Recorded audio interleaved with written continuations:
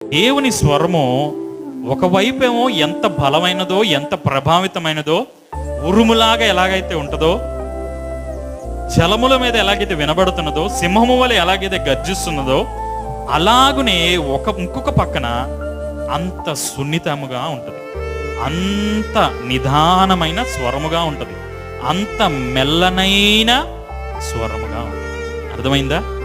అర్థమైందా? దేవునికి స్తోత్రం చెప్పండి ఒకసారి. హల్లెలూయా.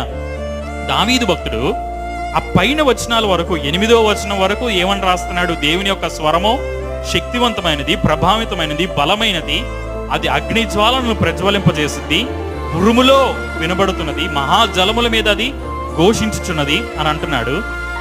సడన్ గా 9వ వచనంలోకి వచ్చేటప్పటికి ఏమంటున్నాడంటే, అది లేడిని ఏం చేసిద్దంట? ఈన చేసిద్ది అంటున్నాడు.